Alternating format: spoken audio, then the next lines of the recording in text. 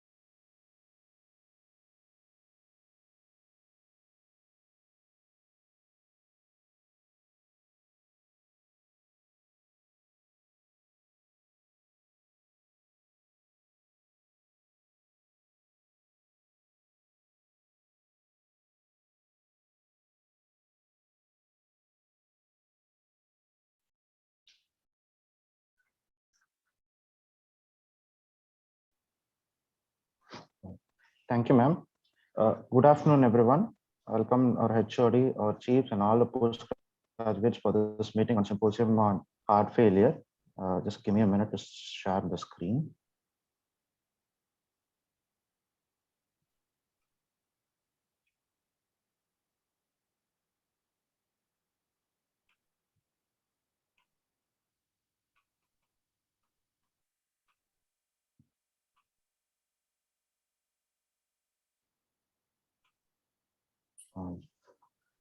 Shall I begin, ma'am?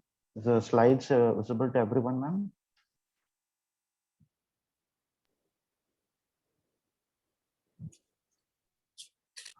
Hello? Yeah, we can make out, we can see. Okay, ma'am. Thank you, ma'am. Good afternoon, everyone. I'm Dr. Ramakrishnan, and I'll be covering definition, prevalence, classification, pathophysiology, and clinical features of heart failure. First, definition. Heart failure is a complex clinical syndrome resulting from structural and functional impairment of ventricular filling or the ejection of blood. Heart failure usually increases with increases in age. There is a slight male predominance in 60 to 80s, and when it crosses more than 80s, there is a small female predominance. And when it comes to racial groups, first African Americans has the highest prevalence, followed by Hispanics, whites, then Chinese. About the magnitude of heart failure in India, there's a study which was done in 2015 by Chaturvedi and Seth. According to that study, the prevalence of heart failure in India is about 1%, which is around 80 to 10 million individuals. And the mortality attributable to heart failure is about 0.1 to 0.16 million individuals per year. And there is a registry called Trivandrum Heart Failure Registry. And as per that data, the mean age was 61 years, and the most common etiology for heart failure was ischemic heart disease. There was another study, a cohort study called Acute Failure Registry Study, which was conducted in 2014. As per that study, the mean age was 53.5 years, and majority of the patients were men.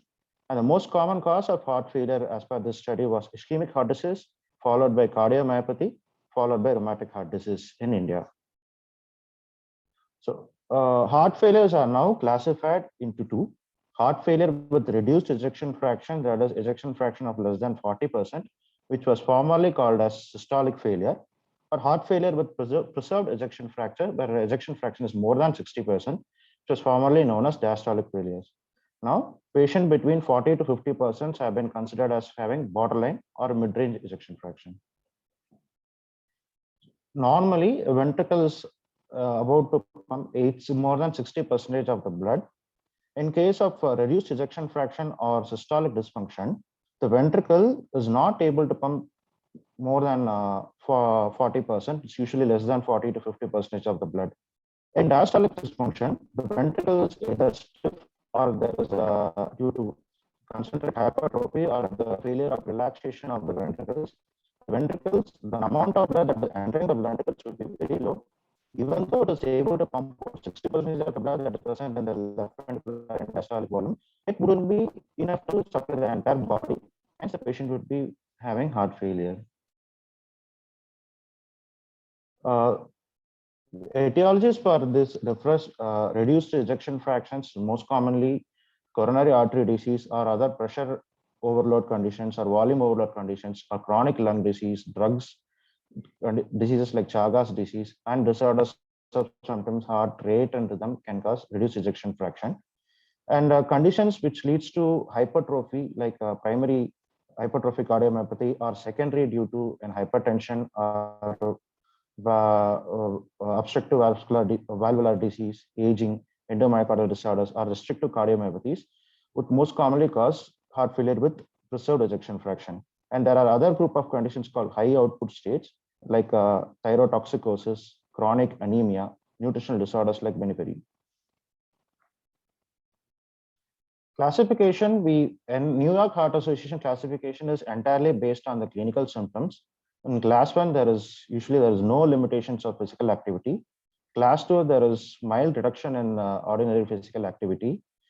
And class 3, there is marked limitations of physical activity. And class 4, there is severe limitations of physical activity and the patient experiences symptoms even at rest.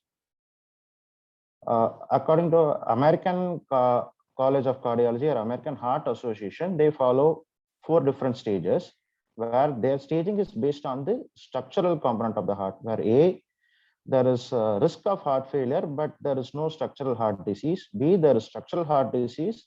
There can be slight symptoms or without symptoms. C, there is structural heart disease with current symptoms. And D, there is refractory heart failure. Moving on to the pathophysiology. First, let us rewind what is Starling's law.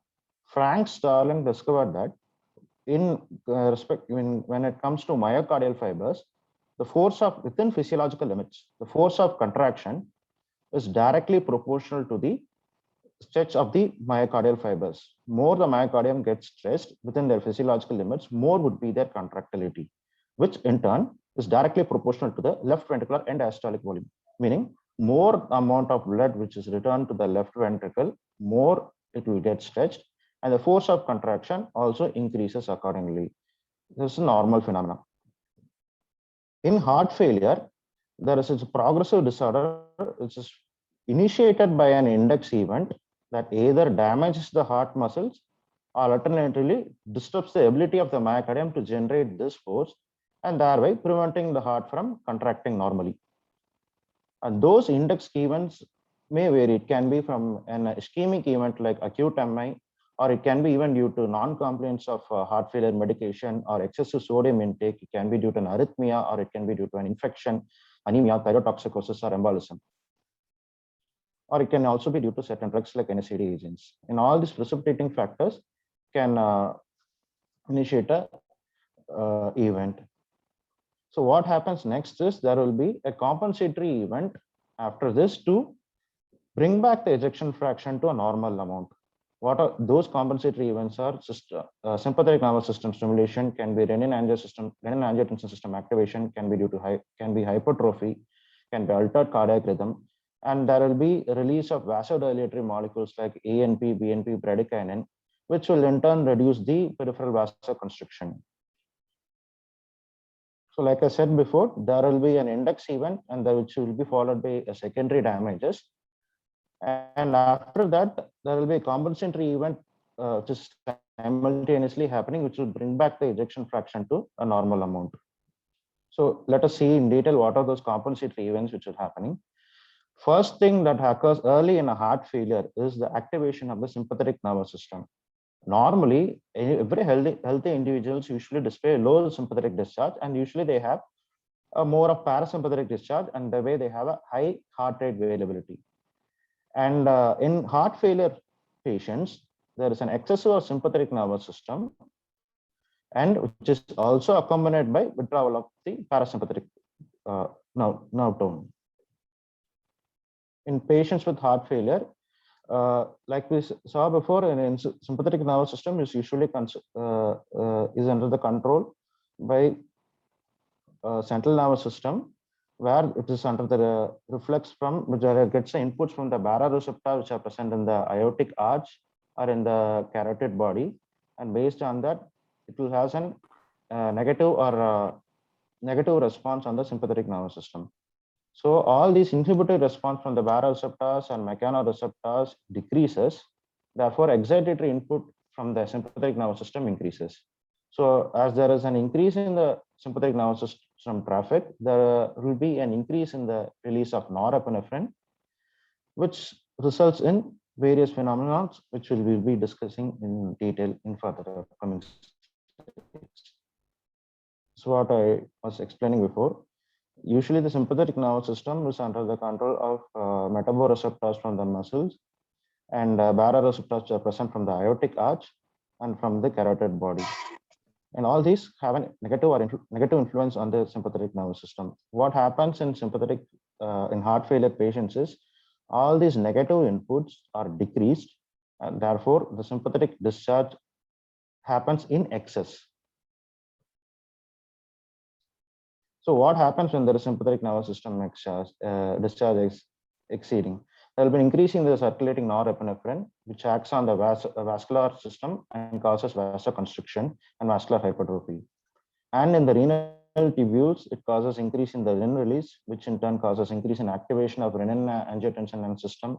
There will be increase in tubular reabsorption of sodium, and there will be also a decreased response to the natriuretic peptides. In the heart, chronic sympathetic system discharge would lead to decreased beta adrenergic responsiveness. There will be myocardial hypertrophy, and myocyte due to ischemia would undergo necrosis, apoptosis, and fibrosis. And there will be more prone for arrhythmia. And at the end, there will be impaired systolic as well as diastolic function. So in addition to the sympathetic nervous system stimulation, there will be withdrawal of this parasympathetic nervous system also. And withdrawal of this parasympathetic nervous system is associated with decrease in the nitric oxide levels, and there will be increased inflammation and increased sympathetic activity, which in turn will further worsen the LV remodeling function.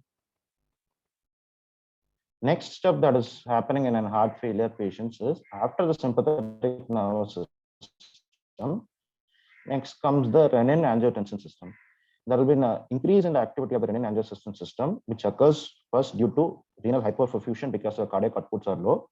And because there is renal hypoperfusion, there will be decreased amount of sodium reaching the macula densa and the distal tubules. When the macula densa and the distal tubules will assess the filtered sodium, if it is low, it will in turn will stimulate the juxtaglomerular apparatus. And juxtaglomerular apparatus will in turn release increased renin. And in addition to this, sympathetic nervous system has also a direct innervation to the juxtaglomerular apparatus, and increased sympathetic nervous system discharge would also lead to increased renin release from the JG apparatus. And renin will convert angiotensin to angiotensin 1, which in turn gets converted to angiotensin 2. Angiotensin 2 has two different responses. One, it acts on the peripheral vascular system and causes vasoconstriction. So if there is increase in vasoconstriction, there will be increase in the afterload to the heart, which in turn will reduce the cardiac output. And angiotensin 2 in the long run will cause increased aldosterone secretion. And increased aldosterone secretion will cause salt and water retention. And increased salt and water retention would lead to increase in plasma volume, which in turn would lead to increase in preload to the heart. Thereby, both the afterload as well as the preloads are increased. Therefore, the cardiac workload is totally increased, which in turn would lead again to heart failure. This is the diagrammatic representation of what I was explaining before. Sympathetic nervous system has a direct effect on the kidney, which in turn leads to increased renin. And renin would cause increase in angiotensin 2 release, and angiotensin 2 will cause peripheral vasoconstriction. and there will be increased aldosterone response as well, which in turn cause decreased sodium excretion and decreased soluble free water excretion. Next up, what is happening in heart failure is left ventricular remodeling. Left ventricular remodeling refers to the changes in the left ventricle mass, volume, shape, and the composition of the heart that occurs usually due to cardiac injury or abnormal hemodynamic loading conditions like this heart failure. Left ventricular remodeling can occur even after myocardial infarction. So left ventricular remodeling occurs in response to a series of complex events, and those changes includes alteration in the cellular levels, that is in the myocyte biology itself, and there will be alteration in the entire myocardium. And because of these two, there will be an alteration in the left ventricular chamber geometry itself. We'll be seeing in detail about a little bit detail about each of these three steps. So coming to alteration in the myocyte, at the individual myocyte level, the myocyte would undergo hypertrophy, and there will be an increase in myosin fetal gene expression. Those fetal genes during an adulthood are suppressed, and what happens in heart failure is those fetal genes would become activated, and there will be an increase in the expression of these fetal genes. And third thing, what would happen is there is also an alteration in the contractile properties of the myocyte. Like we discussed before, there will be beta adrenergic desensitization. Then the myocyte initially would undergo progressive necrosis, apoptosis, and autophagy due to the deficit in oxygen, deficit in ATP, and then later would also cause hypertrophy and increased extracellular matrix deposition, which we'll be seeing in further slides. Like I told before, first the myocyte would undergo which will undergo hypertrophy, and there will be reactivation of these fetal gene programs, and all these in total will again cause contractile dysfunction, which would lead to heart failure. One among the changes that I told you that before that is happening in the myocyte level is, normally within the myocyte, there will be calcium stored in the sarcoplasmic reticulum, and there will be calcium due to when there is action potential, calcium will be coming inside, and there will cause hyperpolarization of ryanodine receptors, and calcium from the sarcoplasmic reticulum is usually released. But when the contraction is over, the calcium will be taken back into the sarcoplasmic reticulum, which is done with the help of SCRCA, that is sarcoplasmic reticulum calcium adenosine triphosphate receptor. In heart failure patients, due to this myocyte fetal gene program activation, there will be decreased functioning of this sarcoplasmic reticulum calcium 2 adenosine triphosphate receptors. So because of which there will be decreased reuptake of calcium into sarcoplasmic reticulum, and there will be hyperpolarization of the ryanodine receptors also. So what happens is the calcium leakage from the sarcoplasmic reticulum occurs, which in turn causes contractile dysfunction in the myocytes. Second thing that is happening within the myocyte level is there will be change in the excitation contraction coupling. That is, there will be decreased expression of alpha myosin heavy chain, and there will be increased expression of this beta myosin heavy chain. There will be increased expression of myocytolysis. There will be disruption in the cytoskeletal links between the sarcomeres and the extracellular matrix. And all these changes collectively will impact the myocyte to contract, and they will contribute to the left ventricular systolic function, and which will be reduced in heart failure patients. We saw what happened at the cellular level. Now we're going to see what is happening at the myocardium level. In the myocardium level is categorized broadly into change in the volume of the cardiac myocytes, and also due to change in the volume and composition of the extracellular matrix as well.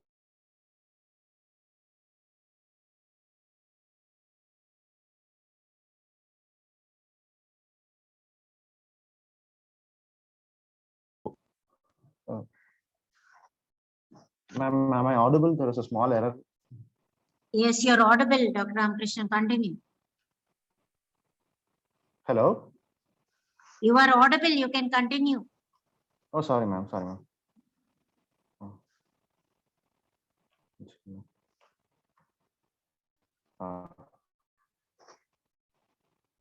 Yeah. Like I was explaining before, if there is an initially there will be myocyte hypertrophy and the increased muscular mass in the ventricles would not get enough oxygen or ATPs from the coronary artery circulation, and they would undergo ischemia, then they would undergo necrosis. Like any necrotic cells, they would release a lot of inflammatory response. And all those inflammatory response would lead to increase in extracellular matrix degradation and collagen deposition. Initially, there will be increased ECM degradation and collagen deposition. What happens later is those myocytes would undergo hypertrophy and there will be fibrosis of these extracellular matrix. So initially, there will be increased wall stress, there will be thinning of the infarct zone. Next, what happens is the left ventricle would undergo dilatation, there will be hypertrophy of the cardiac muscles, and which in turn leads to systolic and diastolic function. It is also interesting to know that renin-angiotensin activation system would also contribute to all these processes. Next thing we'll be learning is the alteration in the left ventricular geometry.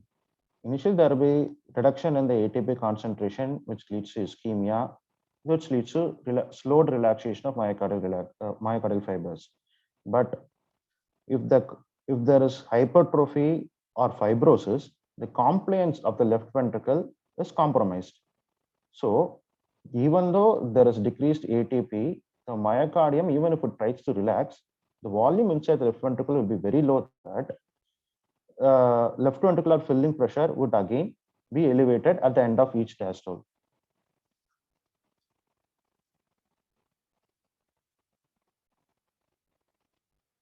So in addition to this, due to the sympathetic hyperactivity and all, there will be increase in the heart rate. We all know that the end ventricular diastolic volume is dependent on the heart rate as well. If the heart rate is slow, there will be more time for the left ventricle to relax and more blood would be poured into the left ventricle. If the heart rate is rapid and the left ventricular diastolic filling is also shortened, which leads to increased left ventricular filling pressure.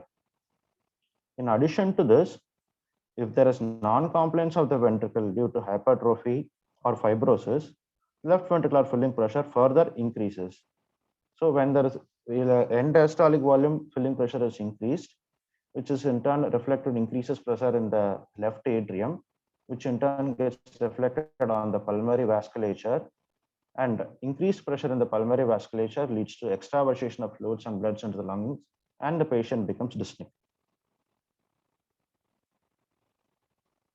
So like I was telling before, initially in the healthy heart, initially there will be hypertrophy of the ventricular muscles.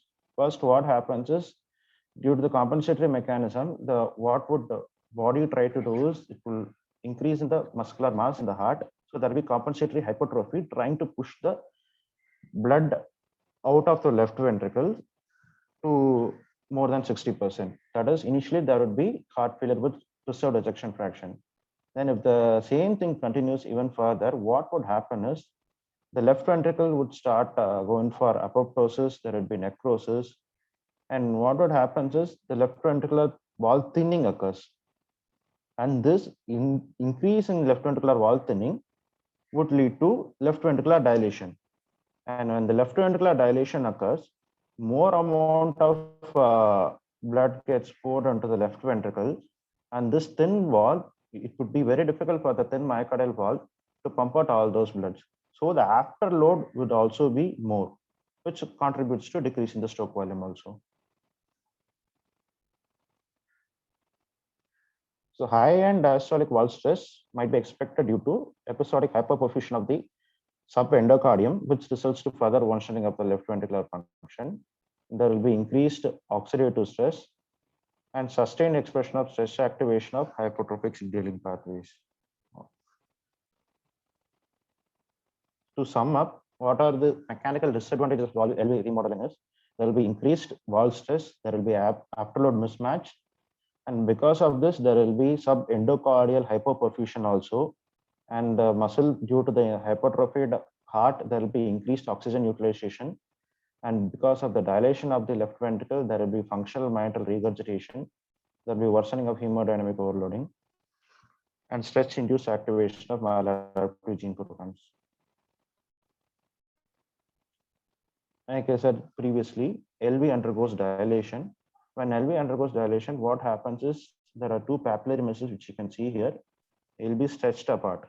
When they are stretched apart, the tethering force or the normal closing force becomes more in case of an LV dilation. So the mitral valves would not be able to close properly, and there will be functional mitral regurgitation also. And this functional mitral regurgitation, which in turn will further worsen the hemodynamic state in the left ventricle. So in an overview of what is happening in the left ventricle remodeling is, first there is an alteration in the myocyte level itself. Then there will be myocardial changes. And then there will be alterations in the whole left ventricular geometry. There will be dilatation of the left ventricle wall undergo thinning, and mitral valve will undergo incompetence.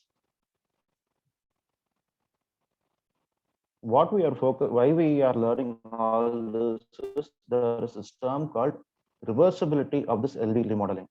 Our treatment basis is basically mainly based on this. During the year 1990s to 1991s in USA, there was a cardiac surgeon who experimented by placing a latissimus dorsi flap over this hypertrophied heart, and he made it synchronously contract with the heartbeat. So when he tried to make it synchronously contract with the heartbeat, later he found out that there was all the remodeling which we observed in heart failure was able to appreciate reversibility and all that. So the term reverse remodeling is what we are aiming for in the treatment. The term reverse remodeling is currently used to describe the biological process involving the reversal of cellular, myocardial, and anatomic abnormalities, all three which we see in the remodeled ventricles. So when we try for this, the patient may end up in either two of the outcomes. There will be freedom for further future heart failure events, or some patients unfortunately can have recurrence of heart failure events also. Our therapeutic options are mainly concentrated on reversing the remodeling of the left ventricles.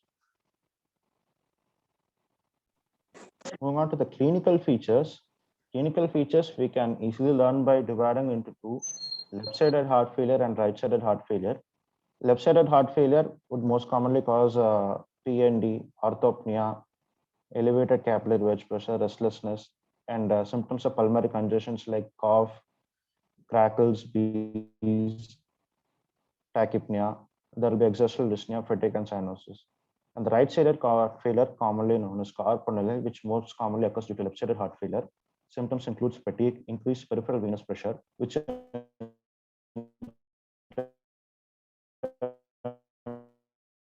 would cause symptoms due to distended jugular veins, anorexia, and GI distress. Conditions which might mimic congestive heart failure are pulmonary disease like bronchitis, emphysema, asthma, which we can assess by assessing the sputum production, chest X-ray, and pulmonary function test. And other causes of peripheral edema like obesity, varicose veins, and venous edema, which is happening due to renal dysfunction, can be assessed by elevated serum creatinine and abnormal urinalysis. Thank you. I'll hand over the screen to Dr. Harrison, who will be 1 minute, Dr. Harrison. managing the. Okay, ma'am. I will be waiting. I think we should congratulate Dr. Ramakrishnan for the excellent quality of the slides. Good understanding of the pathophysiology also. So the understanding and our logic for using AC inhibitors and beta blockers has been brought out very well by the pathophysiology which he has stated.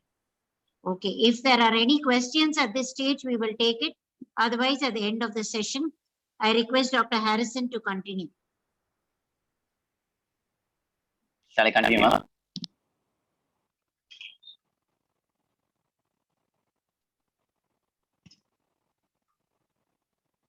Am I audible, ma'am? Hello.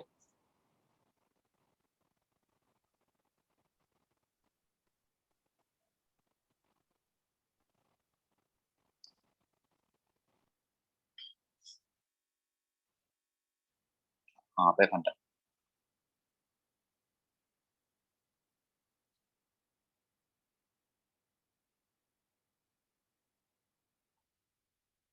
Hello. Is my screen audible? Hello. The screen is visible. Screen Continue. visible. Yes, ma'am. Okay, ma'am. I will stop. Good afternoon to one and all present here. Myself, Dr. Harrison Gabriel. I will be discussing on topic on heart failure regarding evaluation and management of heart failure. Coming to evaluation, the detailed evaluation of the patient is important since if the patient is presenting initially, we need to know about the cause of the heart failure. Everything need to be known. So the detailed clinical history is also important before evaluating the patients with the laboratory investigations. So in history, we can just ask about the compliance of the drugs and fluid and salt restriction diet, and whether there is any precipitating factor which had caused the acute event which by which the patient has been presenting to us, and previous history of any MI or anything. And in the history, it's important to ask about the familial history also, because idiopathic familial DCMP is also one of the cause for idiopathic DCMP in male. So in family history, we should just probe for 3 generations, and 3 generations. If there is at least 2 members are affected, then we can label it as a familial ischemic dilated cardiomyopathy. Then next, we should assess the volume status of the patient, such as JVP, pedal edema, and everything, which helps us to assess the progress of the patient, how he is improving with treatment, just to assess how our treatment is progressing. Then we have to check his vitals, since because BP, some patients may be in cardiogenic shock, and it's important. And the blood pressure in heart failure patients, if the heart failure is too severe, their systolic BP and diastolic BP will be little lower compared to a normal patient, and the pulse pressure starts decreasing. And weight of the patient is also important because it's used to assess the treatment. And further, if the patient is very cachexic, it is also an important prognostic factor for the patient, since they have a poor prognosis if they are landing up in a heart failure. Then routine CVS and RS examinations for any murmur and basal crackles, crepitation, everything should be done. Following history and physical examination, the next thing which is important is risk scoring, just to estimate whether regarding the mortality of the patient, and to take a decision. Because if the mortality rate is too high, we can directly skip to a higher treatment facilities which are available than gradually going step by step. So for an ambulatory patient in an OPD basis, Seattle heart failure model can be used, which has around 24 components such as age, sex, weight, BP, the drugs which they are on, their uric acid level, everything. And it gives us a survival rate of the patient for 1 to 5 years, which can be used to further evaluate treat the patients. And other score has 3 variables, which is for inpatient patient. Suppose the patient is presenting to us with acute decompensated heart.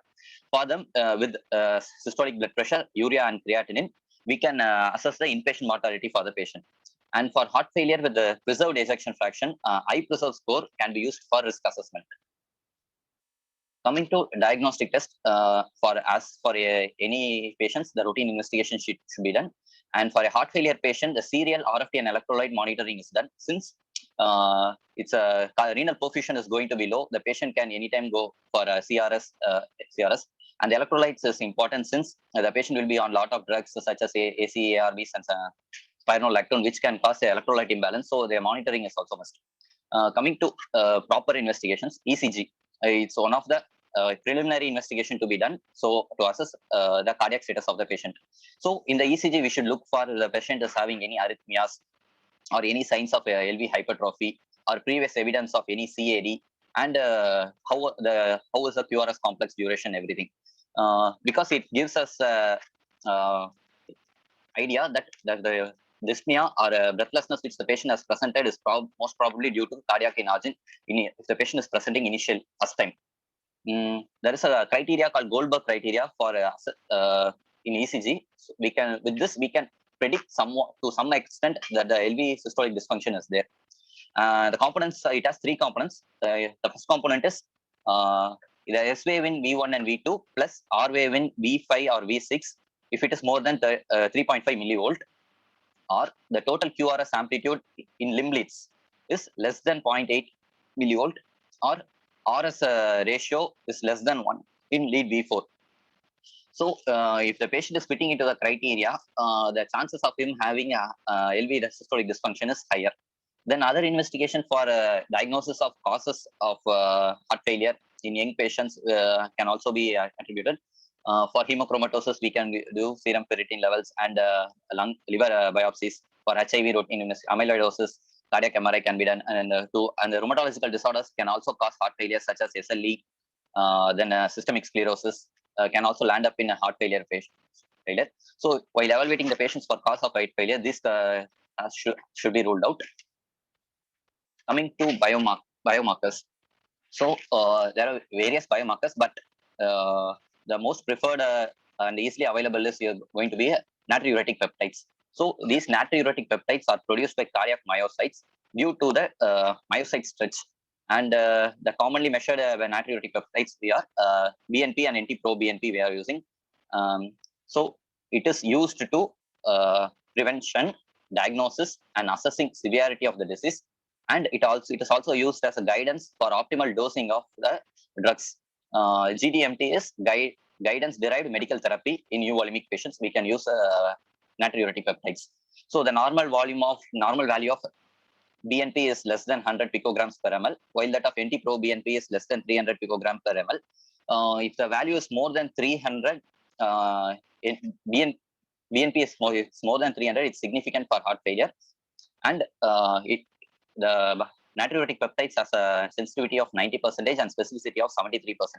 So if we are having a doubt whether it is due to cardiac or respiratory, and if the proBNP is high, it can if it is low, it definitely rule out cardiac cause of the breathlessness.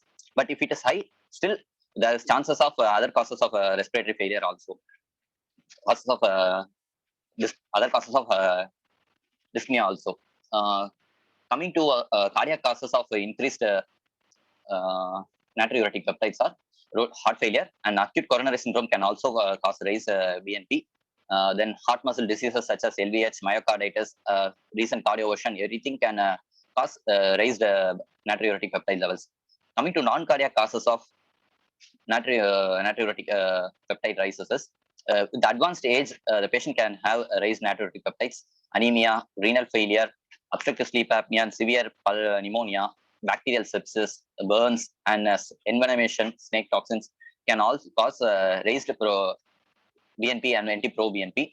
So raised NT-proBNP and BNP doesn't fix the diagnosis in cardiac. We have to rule out other causes before fixing it to a cardiac. Coming to the drawbacks of BNP and NT-proBNP, if you are using RNA drugs, it can cause false rise in BNP. So if the patient is on RNA, apart from monitoring BNP, it's better to go for NT-proBNP for monitoring their status of the patient. And with the obesity, the BNP decreases. So in obese patient, and if the BNP levels are low, it doesn't mean the patient is not having heart failure. So we have to rule out through echocardiogram. Then the serial monitoring of BNP and NT-proBNP has no evidence for reducing hospitalization and deaths. And other biomarkers which are available and which can be used are troponin and troponin T can also be used. It can be increased in acute decompensated heart failure also. Then markers of cardiac fibrosis, as mentioned previously in pathophysiology, after remodeling, patient goes for fibrosis at later stages. So the cardiac markers includes galectin-3 and soluble ST2 receptors. Then these markers can be used to predict hospitalization and deaths. And the combined use of different biomarkers gives us more information about diagnosis and prognostic assessment of these patients. Coming to other non-invasive cardiac images, chest X-ray. If any patient is presenting us with a new onset heart failure, it's important to take a chest X-ray just to before an echo because it is easily available. With the chest X-ray, we can find out any signs of cardiomegaly, pulmonary veins diameter, distended or not, or pulmonary congestion pictures we can pick it up, and we can rule out other causes of breathlessness such as COPD and everything. And coming to echo, and in echo we have to look for a ventricular how the ventricular function, how is the ejection fraction of the patient, size, ventricular wall motion, and valve function. Everything needs to be recorded, and it can be used to further evaluate the patient during the course of the treatment.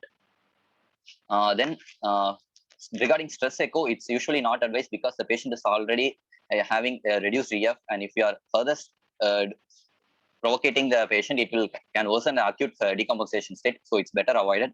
And MRI can be used to assess myocardial perfusion viability and fibrosis, and it can be used into etiological diagnosis also.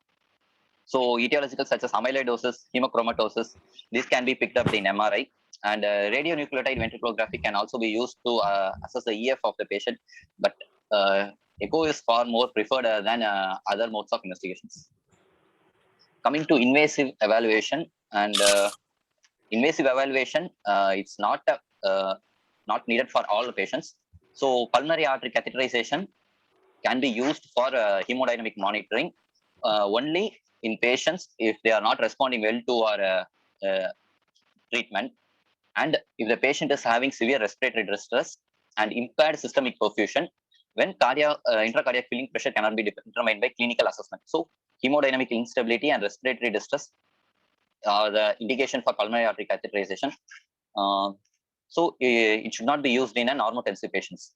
So coronary angiogram can be done to rule out ischemia, which may contribute to the heart failure, and myocardial biopsy can be done in if it's not needed for all patients. If they are needed for if there is any specific, suspecting any specific diagnosis for the patient such as amyloidosis, for that biopsy is needed. The other indications for biopsies are acute graft rejection or rapid and unexplained cardiomyopathy. In these cases, we can assess we need to assess a cardiac condition. So in that conditions, biopsy is needed. Coming to the treatment, before going to treatment, already as stages of the heart failure has been discussed before, just a brush up of the stages. The stage A is the patients who are at risk of heart failure. So they are not having any structural abnormalities, or their EF is going to be normal. Coming to stage B, there is a structural changes in the heart, but this patient have never experienced any heart failure symptoms. Stage C, the structural heart disease with prior or currently the patient is presenting landing to us with the symptoms. Stage D is going to be a refractory heart failure. Suppose if stage C patients, we are treating them adequately, still the patient is not responding, these patients will land up in stage D. Coming to goals of treatment. So the initial goal is to control of congestion. Second thing is we have to stabilize the patient. The heart rate and blood pressure need to be stabilized. Third thing is we have to improve the quality of the life of the patient. So improve the exercise tolerance is the third thing. The next thing is the patient should not land up again in the hospital, or their mortality need to be reduced. So the fourth goal is to be prevent the hospitalization and mortality. Coming to stage A. So the various risk factors for heart failure are going to be hypertension, diabetes, dyslipidemia, smoking, and tobacco, obesity. Everything are the risk factors. So these risk factors should be avoided, and BP should be adequately controlled, and sugar should be adequately controlled with HbA1c of less than 6.3 should be achieved. Suppose if the patient, if you are feeling that these patients may land up in heart failure in near future, it's better to use antihypertensives such as ACE, ARBs, diuretics, and beta blockers than CCBs, which have no better effect in heart failure. In stage B, there Framingham, why actually stage B is so stage B patients, these patients will not be presenting to us with heart failure, but still it's important to treat these patients, because in Framingham trial it has been shown that 60% increased death in stage B compared to stage A, cardiac deaths. So still stage B patients may not present at with the breathlessness symptoms throughout their lifetime, but still their increased death of more 60% is more compared to stage A, it's better to treat these patients. So coming to classes of treatment, actually there are 4 classes of treatment: class 1, class 2A, B, and class 3. So these are based on the evidences and evidences on researchers. So if in class 1, the evidence is proves that treating this patient with this drug is going to be beneficial. So class 1 treatment should be given for all patients. Class 2A, the evidences show that it is useful, but still there is slight controversies. Class 2B, it's a less well established effect on treatment. Then class 3, the evidence is against the use of the treatment, that is, it is harmful or it is of no benefit. It's going to be class 3. So stage B patients, we can, if the patient has history of CAD and reduced EF, we can start them with ACE/ARB, beta blockers, and statins. So statins per se on itself doesn't have any role in heart failure. Since the patient has recent and remote MI, the patient now started on statins. And hypertensive patients with LV failure without MI, adequate BP control is sufficient. And if the patient is having reduced EF and without any MI, AC inhibitors and beta blockers is enough, and no needs of statins in these sort of patients. Coming to class 2A, this is ICD, intracardiac defibrillator placement. So the patient is asymptomatic. Still, if the ICD placement sometimes improves the survival of these patients.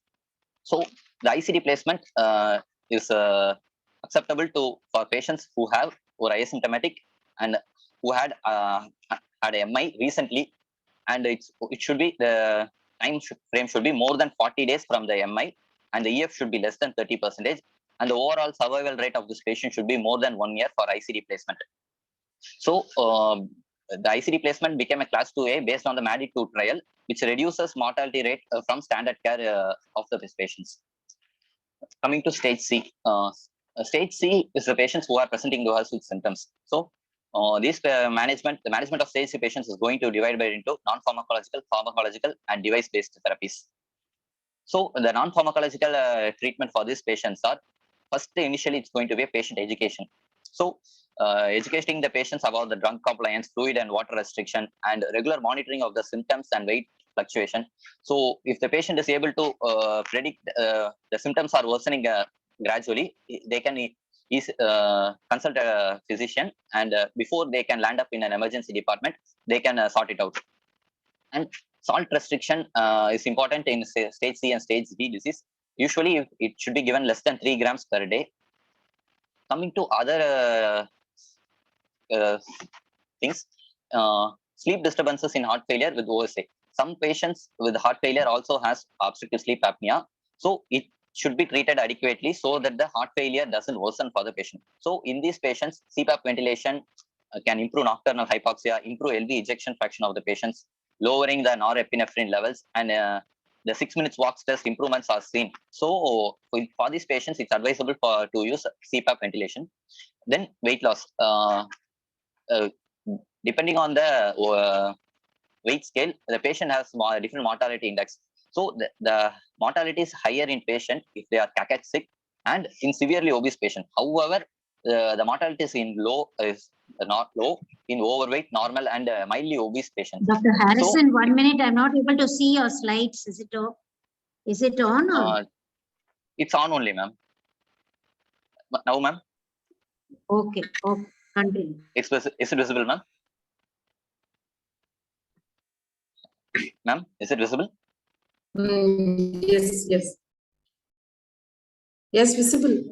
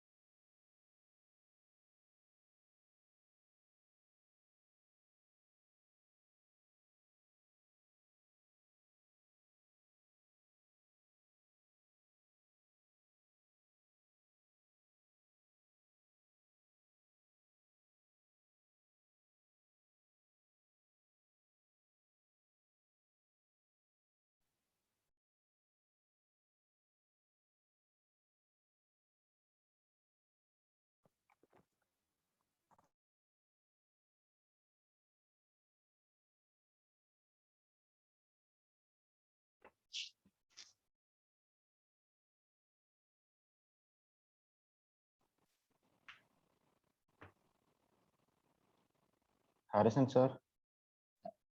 Ramakrishnan sir கேக்குதா? Continue பண்ணலாம் sir. Screen வாங்க. விசிபிளா இருக்கா sir? இல்ல sir, screen visible. ஒரு நிமிஷம் நான் screen share பண்றேன், ஒரு நிமிஷம்.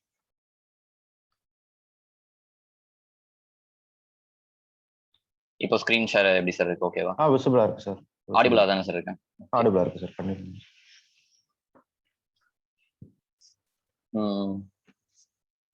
So, coming to stage C and non-pharmacological management, weight loss is also important thing, and adequate weight management is essential because the cachexia patient is going to have higher mortality. So, adequate nutrition should be provided for those patients. Then exercise. So, regular physical exercise and cardiac rehabilitation improves the functional quality status of the patient. However, the improvement with the recurrent hospitalization doesn't improve with the exercise. And coming to pharmacological therapy, so in any patient with heart failure with reduced EF, and if the patient is landing up in stage C, he should be started on ACE inhibitors or ARB and a beta blocker. And diuretics as needed. So suppose if the patient is in volume overload, is having pili edema or signs of congestion, diuretics should be added for this patient. Coming to next step of treatment, it depends on the each patient and the clinical scenario of the patient. So if the RFT is normal and the potassium is within normal range, all these patients should be started on aldosterone antagonists. And if the patient is currently on AC or ARBs and having adequate BP control with NIHA class 2 and 3, these patients can be stopped from AC and ARBs and started on ARNIs, because compared to ARBs, ARNI have proved to be more effective in reducing the mortality and hospitalization of these patients. Then if in black patients, we can use hydrates and hydralazine and nitrates. In NIHA class 2 and 3, LV ejection fraction is less than 35%, ICDs can be used, and cardiac resynchronization therapy can be also be used if the patient is having EF of less than 35% with the QRS duration more than 150 milliseconds and an LVBB pattern. And suppose if the patient is not having adequate heart rate control, which is less than 70 target for the patient at rest with beta blockers, we can start the patients on ivabradine also to achieve the target heart rate. Suppose if the patient is not responding at a maximum tolerated dose with this guidance-based therapy, and the patient is still dyspneic, then the patient will be labeled as stage D, and the treatment is going to change for them.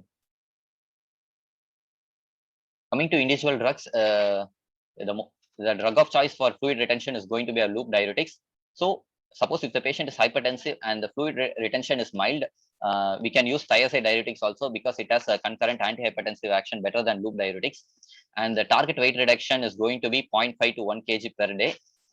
And when the target has been achieved and adequate volume status has been controlled, the diuretics has been given to the patient in maintenance doses. So for diuretics, the starting doses of furosemide is going to be 20 to 40 mg, which can be given as OD or BD, to a max of 600 mg on a single day can be given. It can be given as divided doses are every 2 hours or an infusion, depending on the status. But giving the diuretics at such a high dose is going to cause renal dysfunction. So monitoring of RFT and serum alkaloids is important. Then torsemide, hydrochlorothiazide, metalazone, and chlorthalidone can be used. The dosage, starting dose of torsemide is going to be 10 to 20 mg OD. Hydrochlorothiazide is 25 mg OD or BD. Metalazone is 2.5 mg OD, and chlorthalidone is 12.5 to 25 mg OD.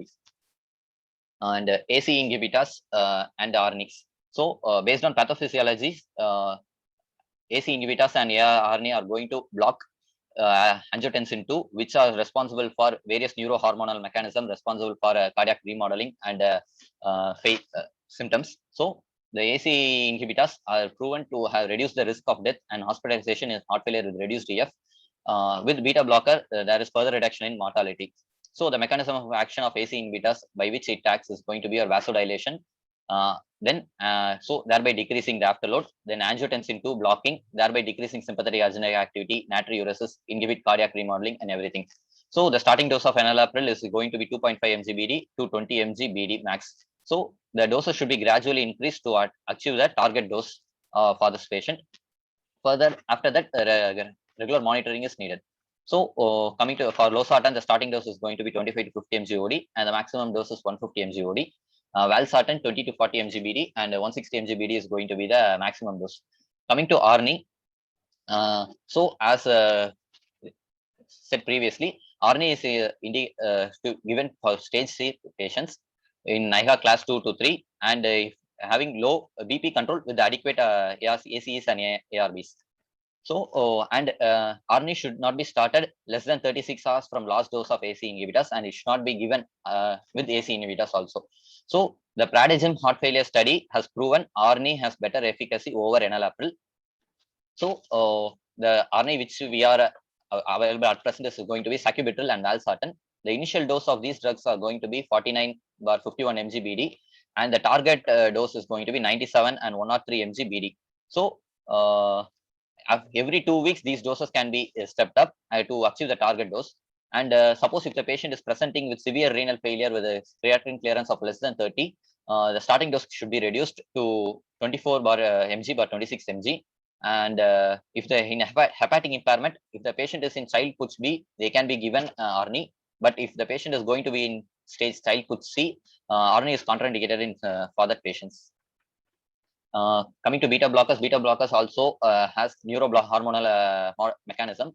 So it blocks sympathetic activities. So it's used. And the dose of carvedilol is going to be 3.125 mg/d. At maximum of 50 mg/d can be used.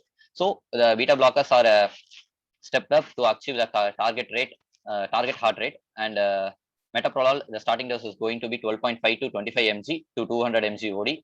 Bisoprolol is 1.25 mg OD to 10 mg OD. So these three drugs are the preferred drugs for heart failure patients in beta blockers. Others are non-cardioselective beta blockers are not advised. So coming to aldosterone antagonists such as spironolactone and eplerenone is also prevents remodeling, and their starting dose is going to be 12.5 to 25 mg OD to 50 mg OD spironolactone. Eplerenone 25 mg OD to 50 mg OD. Ivabradine starting dose is 5 mg/d and maximum dose is 7.5 mg/d. So if the patient should be put on ACE, AR or ARBs or ARNIs, beta blockers and spironolactones for must. The other drugs depending upon the patient's scenarios. So there are ACE and spironolactones are going to cause electrolyte and RFT imbalances. So regular monitoring of RFT and serum electrolytes are must for this patient. Initially during initial treatment, monthly for 3 months of starting of the drugs, followed by every third month, RFT and serum electrolyte should be monitored. The other drugs which are used in heart failure, which can be used based on the physician decisions. So, dapagliflozin is newly approved for heart failure with reduced EF. It can be used in patients heart failure with diabetes or without diabetes also. It can be used because the hypoglycemia with the dapagliflozin is too less. So, DAPA heart failure study has proven that the mortality and hospitalization in heart failure with reduced EF is better with dapagliflozin. So, the dose of dapagliflozin is going to be 10 mg OD. Then digoxin, digoxin actually it should be used only in patients if they are having persistent symptoms with optimal neurohormonal blocking drugs such as ACEs and ARBs and adequate volume control. So, the dose of digoxin is going to be 0.125 mg to 0.25 mg OD. So, since digoxin is having narrow therapeutic index, monitoring is important. And suppose if the patient is having renal failure, the dose should be half the initial dose, and the patient should be given. Further, digoxin has shown no reduction in mortality and improvement in quality of life. And there is more mortality in females than male who are receiving digoxin. So, it's better if the patient is not adequately controlled with the routine drugs to go for digoxin. Then coming to omega-3 fatty acid, it has proven, studies have proven that it can decrease the mortality and cardiovascular hospitalization. So omega-3 fatty acid can also be used. And avoid non-dihydropyridine CCBs because it has negative inotropic effect. So heart failure patients, it's better to avoid CCBs. And device-assisted therapy in heart failure with reduced EF. So the device there are two devices, IC intracardiac defibrillator and cardiac resynchronizing therapy. Two things are there. So ICD for primary prevention of sudden cardiac death is for its indication is 2. It's going to be non-ischemic DCMP or ischemic DCMP, which has crossed more than 40 days of MI and the EF less than 35% and NIHA of 2 to 3 and life expectancy of more than 1 year. and it can also used in ischemic DCMP of more than 40 days. EF is less than 30. With NIHA class 1 also it can be used if it is going to be ischemic cause of DCMP. And then cardiac resynchronization therapy has a class 1 indication if the patient has a EF of less than 35%, is in sinus rhythm, and ECG shows LBBB with a QRS duration of more than 150 milliseconds, and the patient is having NIHA classic breathlessness of 2 to 4. Coming to 2A indications for CRTs is going to be for all these patients should have EF of less than 35% and sinus rhythm, and if the patient is going to be a non-LBBB and if the QRS duration is more than 150 milliseconds, it comes under class 2A. And if the patient is in LBBB with QRS duration of 120 to 150 milliseconds, it comes under class 2A indication. But if the patient is in LBBB with QRS duration of more than 150 milliseconds, it's going to be a class 1 indication for device assisted therapy. And AF with the left ventricular failure of EF 35% can be used, we can use CRT. And if the patient is going to undergo any valve replacement, these patients are fit for CRTs. So why CRT is needed? It's because the non-synchronous contraction between the walls of the left ventricles, or between two ventricles impairs the systolic function and thereby decreasing the ventricular filling and EF of this patient. So if the contractivity of the both the ventricles are and within the ventricle has been synchronized, the EF of this patient can improve to some extent.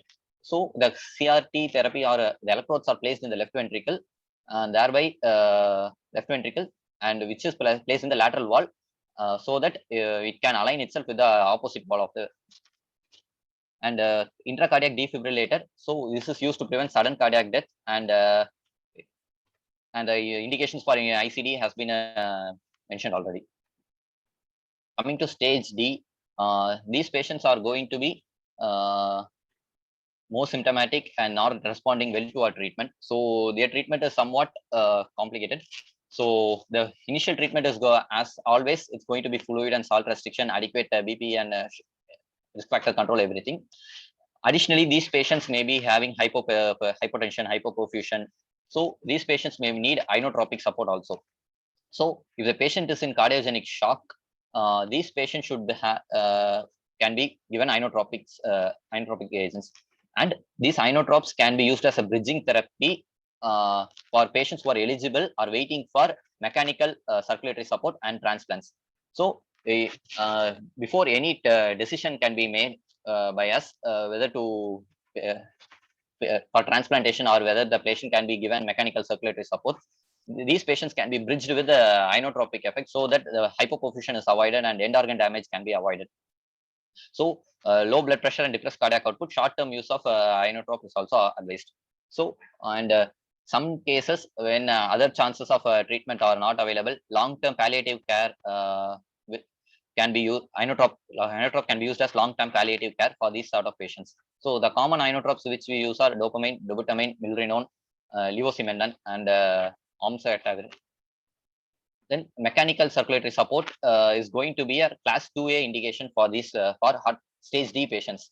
So, in selected patients, mechanical circulatory supports can be advised. So if the selected patients are going to be EF should be less than 25%, the patient should be in NIHA class 3 or class 4, in spite of our guidance derived medical therapy and assisted devices. So these are the patients ideally candidates for mechanical circulatory supports. So the mechanical circulatory supports, there are two types of mechanical circulatory supports, non-durable and durable. So the non-durable is going to be a short lifespan. So it can be used as a bridge to recovery or bridge to decision. In acutely and profound hemodynamic compromised patients, and durable NCS is can be used for prolonging the life of the patients. The fourth treatment choices which we are having is going to be a cardiac transplant for these patients who are having a. Coming to the inotropic drugs, it is going to improve the cardiac contractivity of the patient, thereby increasing the EF and thereby symptomatically giving symptomatic improvement for these patients. So the drugs which we commonly use are dobutamine, milrinone.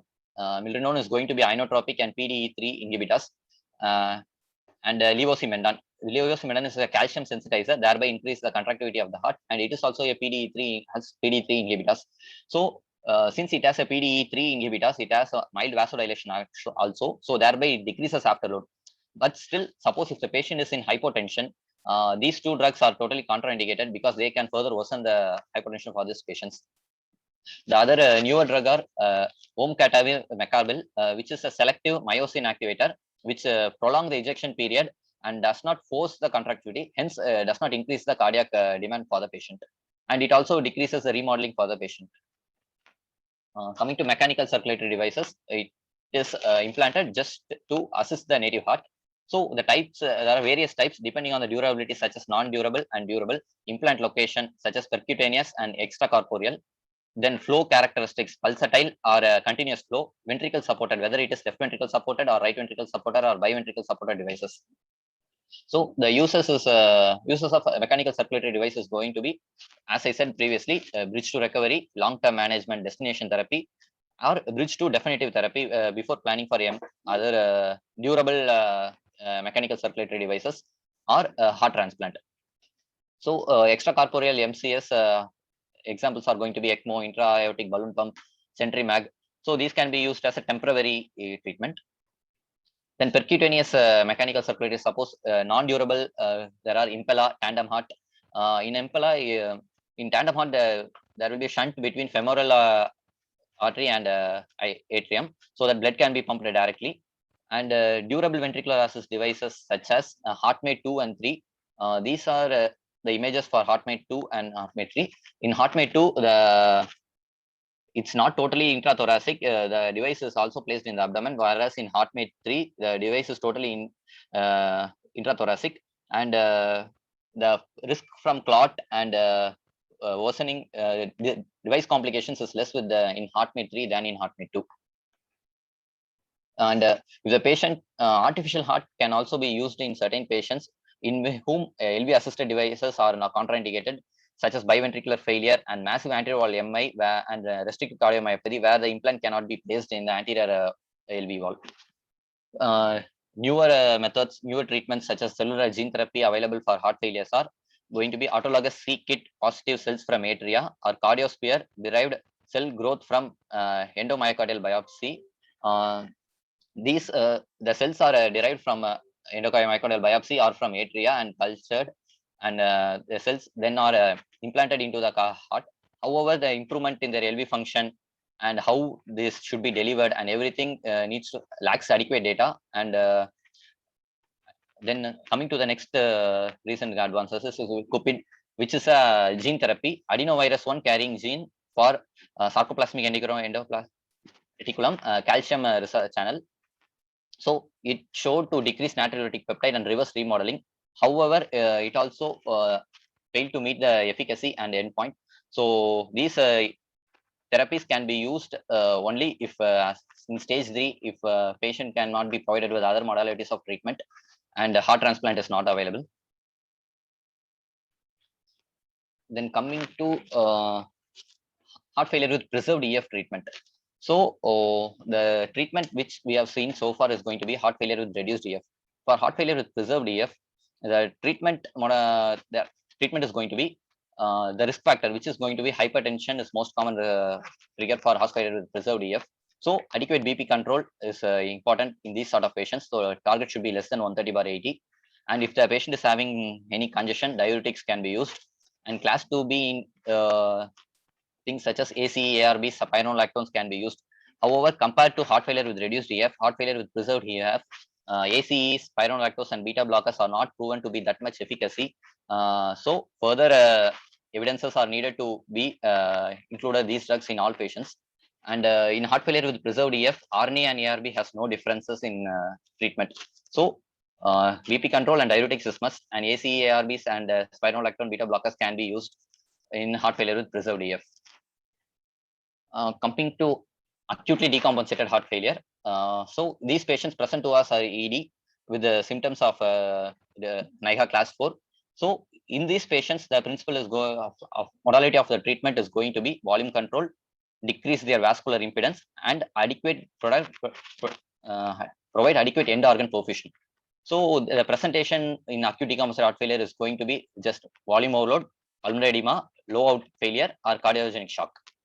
So the treatment for typical volume overload patient is going to be diuretics. Apart from routine treatment in GDMT, when the patient is presenting, these drugs are to alleviate the symptoms. These drugs should be used.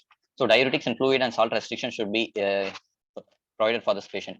Suppose if the patient is presenting to us with pulmonary edema, the goal is initially it's going to be ABC airway. So airway need to be saturation need to be maintained. So O2. Suppose if the patient is not improving and he's too dyspneic, non-invasive ventilation can be used. The next things should be to do is reduce the preload and reduce the afterload.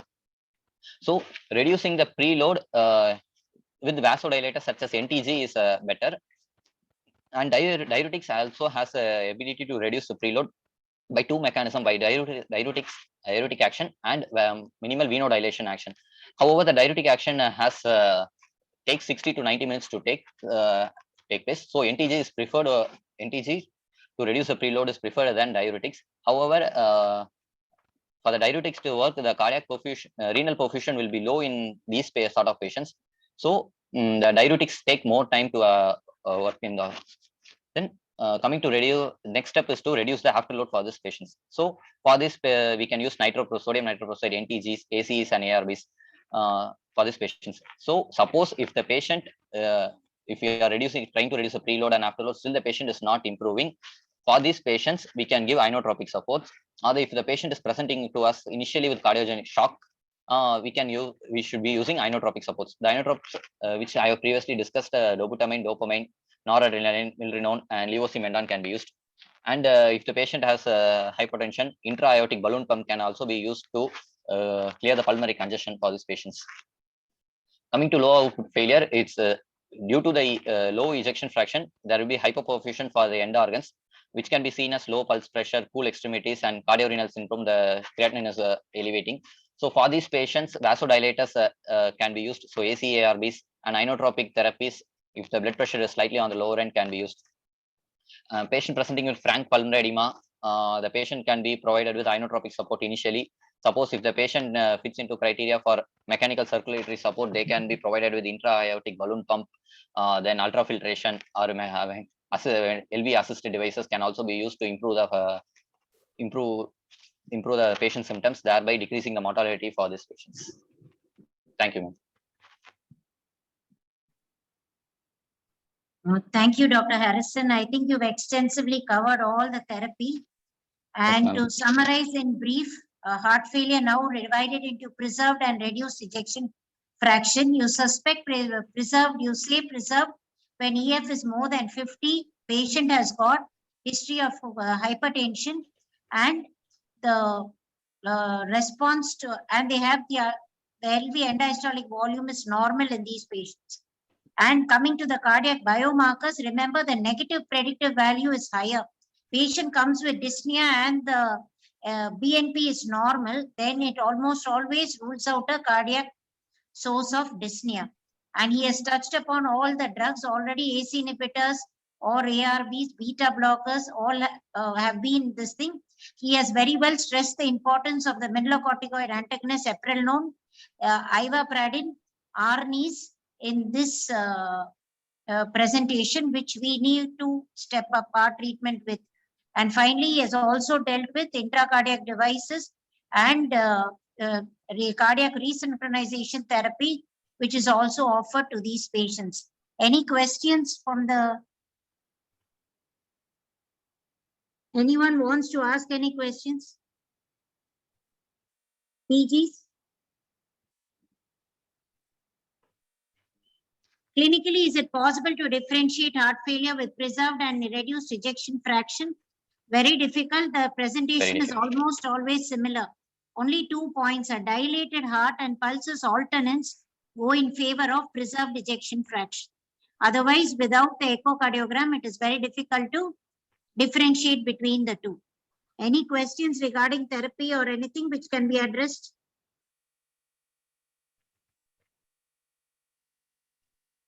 No questions?